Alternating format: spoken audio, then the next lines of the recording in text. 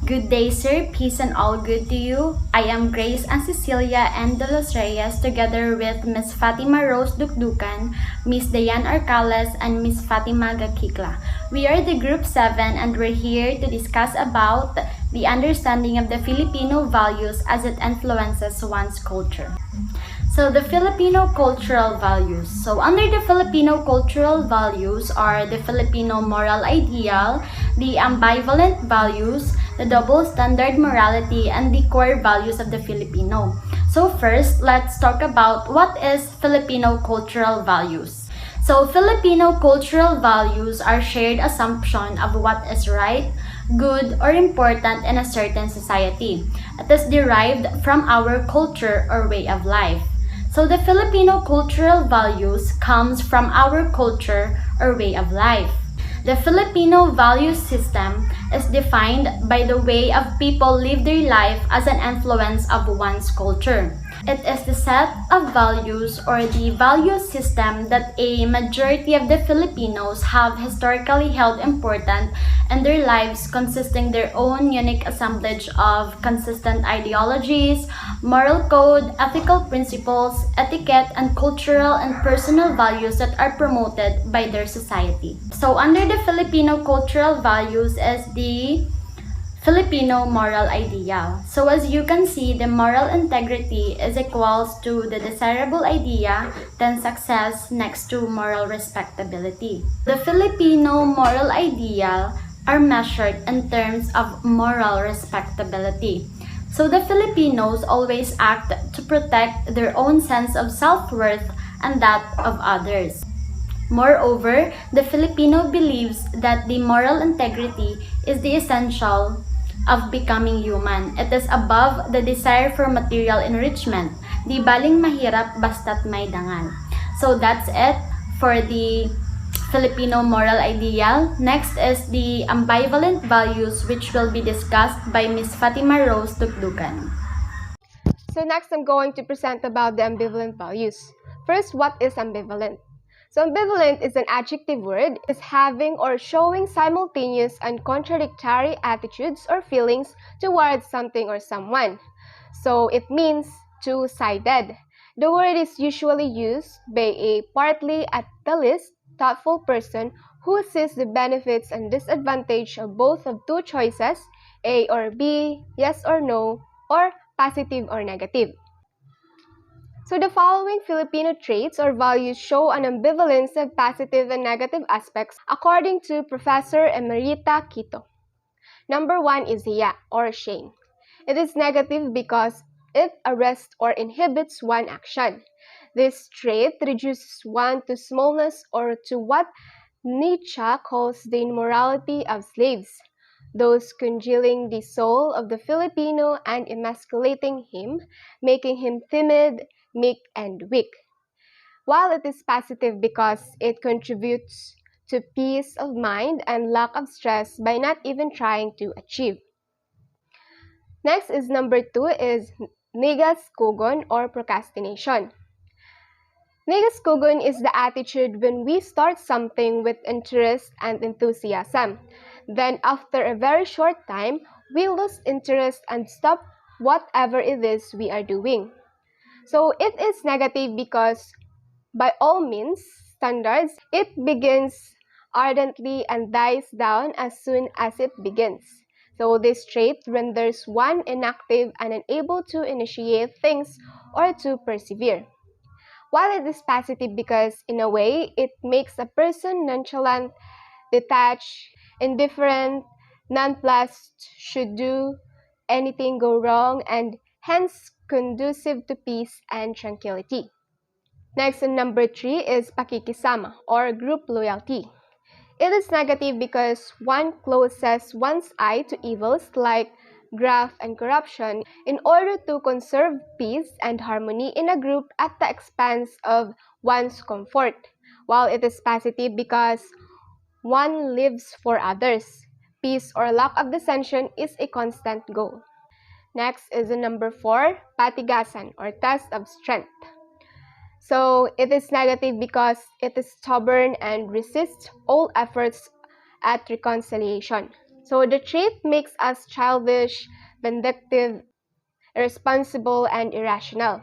So actions resulting from this trait are leaving the phone off the hook to get even the one's party line. So it's like stopping the engine of the car to prove that one has the right of way, or standing one's ground until the opposite party loses its patience. While it is positive because it is a sign that we know our rights and are not easily cowed into submission. Next is number 5, bahala na or resignation. It is negative because one leaves everything to chance under the pretext of trusting in divine providence. So this trait is really laziness disguised in religion's garb. It is positive because one relies on a superior power rather than on one's own. So it is conducive to humility, modesty, and lack of arrogance. And then number 6 is saving face. It is negative because being closely related to hiya and kase, it enables a person to shirk responsibility. One is never accountable for anything. While it is positive because one's psyche is saved from undue embarrassment, sleepless nights, remorse of conscience. So it saves one from accountability or responsibility. So this trait enables one to make a graceful exit from guilt instead of facing the music and owning responsibility for an offense. Next is on number 7 is mañana or bukas na or procrastination. So it is negative because one constantly postpones action and accomplishes nothing. So this aggravates a situation, a problem grows beyond correction, a leak or a small break becomes gaping hole. So this arises from an indolent mentality that the problem will go away by itself. While it is positive because one is without stress and tension. One learns to take what comes naturally. Like the Chinese Wu Wei, this trait makes one live naturally and without undue artificiality. Number 8 is utang na loob or indebtedness. So it is negative because one overlooks moral principles when one is indebted to a person. So one who is beholden to another person will do anything to please him, thinking that by doing so he is able to repay a debt.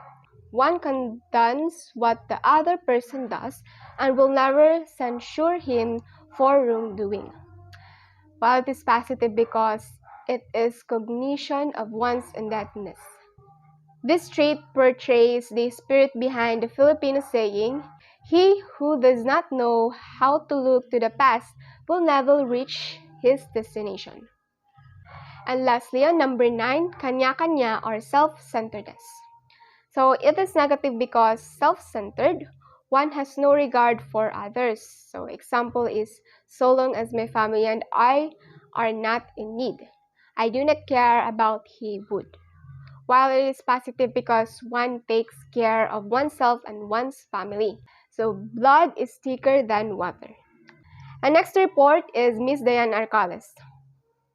So good morning everyone, I am Diane B. Arcales and I will report about a double standard morality here in the Philippines. So double standard morality is an ethical or moral code that applies more strictly to one group than to another. An ethical code is a system of principles governing morality and acceptable conduct. Margaret Eichler, author of the Double Standards, a feminist critic of feminist social science, explains that a double standards implies that two things which are the same are measured by different standards. So a double standards arises when two or more people, groups, organization, circumstances, or events are treated differently even though they should be treated the same way. So I have 3 examples that applies as double standards morality. Example number 1 is a teacher who treats similar students differently for no good reasons by grading one of them much more harshly simply because they personally dislike that one student. Double standard because of the rule applied unfairly to various people in different ways, just like the example of a teacher who favor one student. This kind of double standard changes our self-evaluation and affects our perceptions of others. Example number 2 is a married man who flirts with someone else other than his wife seems acceptable, but a married woman who flirts with another man is condemned. It is a double standards because in sexual behavior it is permitting men more freedom than women. Researchers also found that casual sex activity is regarded as more acceptable for men than for women. Also, according to some, double standards potentially exist in dating, virginity, sexual behavior, and etc. Another example of a double standard is when a person criticizes others for doing something even though this person does the same thing regularly and doesn't see an issue with what they do when they're the ones doing it. Double standards because of the different set of rules applied to different people. What's okay for me is not okay for you. So in other words, it favors one group or person over another just because of bias and unjust behavior. So who applies double standards? Double standards can be applied by individuals or groups generally toward other individual or groups. The reason why we have a double standards is because it is thought that double standards arise in people's brain for a variety of reasons, including creating a justification for oneself, emotion including judgment, manipulation, and facts to justify the opinions.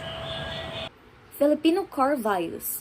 Filipino values refers to the set of values or the value system that a majority of the Filipino have historically held important in their lives. Filipino values that are to be discussed are mapagpasalamat. Mapagpasalamat means Filipinos always know how to show gratitude. That's why we have utang na loob as a Filipino trait. We always know how to return a favor. Next is matatag. Matatag is evident in the world-renowned resiliency of the Filipino spirit. We know how to survive any challenges that we face. We know how to stand up every time we fall. Even if we are going through something, we always try to smile at the things that we are going through, even if it hurts so much. Masigasig. Masigasig is obviously a core value of Filipinos. At the same time, Filipinos know how to show compassion. We are always there to help them. An example of this is an old lady carrying heavy loads. We naturally give our help to them because we see them struggling. Mapagmalasakit. The work or practice of looking after those unable to care for themselves, especially sick and elderly people, hindi maramot, mapagmalasakit sa sarili, mapagbigay, masilbi, magalang. Filipino knows how to show respect and courtesy. The use of po, opo, and pagmamano are Filipino ways of showing respect to elders. Our values inform our thoughts, words, and actions. Our values are important because they help us grow and develop. They help us to create the future we want to experience. The decisions we make are a reflection of our values and beliefs, and they are always directed towards a specific purpose. That would be all. I hope you learned something, and thank you for listening.